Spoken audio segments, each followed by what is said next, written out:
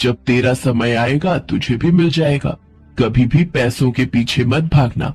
सत्य के मार्ग पर चलोगे तो देखना एक दिन सब ठीक हो जाएगा। खाना खाकर भोला खेतों पर काम करने निकल पड़ता है। रास्ते में उसे हरिया मिल जाता है। अरे ओ पड़ोसी, अरे कहाँ जा रहे हो भाई? भैया आज जल्दी से मुझे अपनी जमीन खोदकर वो चमन चाचा के यहाँ पर जमीन खोदने जाना है। अरे लेकिन क्यों? वो भी तेरा रिश्तेदार लगता है क्या जो उस बूढ़े की जमीन खोदने जाएगा? अरे नहीं नहीं, वो क्या है ना, उनकी उम्र हो गई है तो वो काम नहीं कर पाते, इसीलिए उनकी मदद करने जाऊंगा। अरे ये सब तो उस बूढ़े की चाल है तुझसे काम निकलवाने की। हाँ, सीधे और सच्चे बनकर कभी जिया नहीं जा सकता, समझे? ये चालाकी और धोखेबाजी मुझसे नहीं होती भैया। पिताजी की जमीन पर खेती करके जो फसल उगती है उससे मेरा और मेरी माँ का गुजारा चल जाता है। और माँ हमेशा कहती है कि जब समय आएगा तो ऊपर वाला मुझ पर अपनी कृपा दृष्टि जरूर डालेगा। अरे जा जा मेरी माँ, तुम दोनों बस इसी भ्रम में रहना, बेवकूफ कहीं का है। इसके बाद हरिया वहां से चला जाता है। वहां सामने एक मंदिर होता है। भोला हाथ जोड़कर मंदिर की तरफ देखता है और कहता है, हे ऊपर वाले, हम पर भी अपनी कृपा दिखाना प्रभु। एक दिन भोला नींद में होता है तो वो सपना देखता है कि वो कहीं दूर जंगल में जा रहा होता है। तो थक हार कर एक पेड़ के नीचे बैठ जाता है और वो पेड़ जादुई पेड़ होता है। जैसे ही वो पेड़ के नीचे बैठता है तो उसके ऊपर सोने की मोहरों की बारिश होने लगती है। फिर एकदम से भोला नींद से जाग जाता है। अरे सुबह हो गई है और माँ कहती है सुबह के सपने सच होते हैं, तो इसका मतलब मुझ पर सचमुच सोने की बारिश होगी।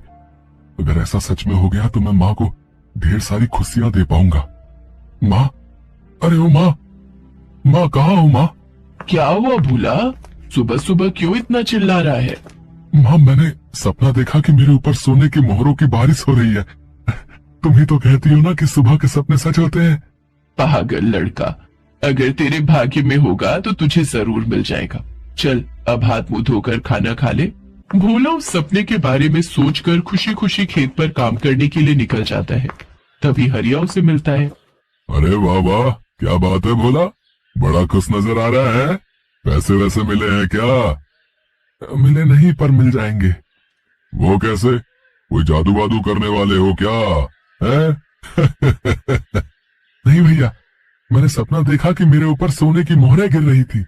अच्छा, ऐसे तो मैंने भी सपना देखा कि मुझे जमीन के नीचे से सोने की मोहरें मिली हैं। फिर तो हम दोनों के ही सपने सच होंगे, हम दोनों भाई अमीर हो जाएंगे। वाह वाह, क्या बात है। फिर दोनों अपने अपने काम पर चले जाते हैं।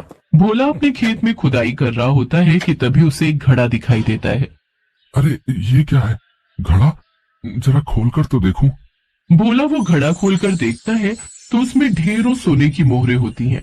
फिर उसे याद आता है कि हरिया भैया ने कहा था कि उन्हें सपने में जमीन के नीचे सोने की मोहरें मिली थी। बेचारा भोला फिर अपना भोलापन दिखाता है और हरिया को जाकर बोलता है, क्या हुआ भोला, तुझ पर सोने की मोहरों की बारिश हो गई क्या? नहीं भैया, मुझ पर तो नहीं, लेकिन हाँ ऊपर वाले ने आपका सपना जरूर पूरा कर दिया है। मेरे खेत में जमीन के नीचे एक घड़ा है जिसमें सोने की मोहरें हैं। आपने कहा था ना कि जमीन के नीचे से सोने की मोहरें निकलेंगी, इसलिए वो सब मोहरें तुम्हारी हैं। सुबह का सपना सच हो गया भाई, बस अब ऊपर वाला मेरा सपना भी सच कर दे। अब आप जाओ और जल्दी से जाकर मेरे खेत से अपना वो सोने की मोहरों वाला घड़ा ले आओ। अब मैं चलता हूँ। भोला उदास होकर घर जाकर चारपाई पर लेट जाता है। ये भोला पागल है क्या है जो सोने की मोहरें खुद ना रखकर मुझे दे रहा है? वैसे है तो ये पूरा बेवकूफ ही है। खैर मुझे क्या, मैं तो चलकर अपनी सोने की मोहरें ले आऊं। मजा ही आ जाएगा। वाह वाह वाह। कुछ देर बाद हरिया भोला के खेत में पहुंच जाता है और जब जाकर देखता है तो उस घड़े में सोने की मोहरों की जगह उसे ढेर सारी मधुमक्खियां दिखाई देती हैं। ये भोला तो बहुत तेज निकला, मुझे फंसाना चाहता था। ये मधुमक्खियां तो मेरा बुरा हाल कर देती। भोला, तूने मेरे साथ ठीक नहीं किया। अब देख मैं तुझे कैसे मजा चखाता हूँ। हरिया वो मटका अपने साथ ले जाता है और आधी रात को सीढ़ी लगाकर भोला के घर की छत पर चढ़ जाता है और उसकी झोपड़ी में छेद करके वो उस घड़े को उल्टा करके नीचे सो रहे भोला पर डाल देता है। भोला की एकदम से आंख खुलती है तो वो हैरान रह जाता है।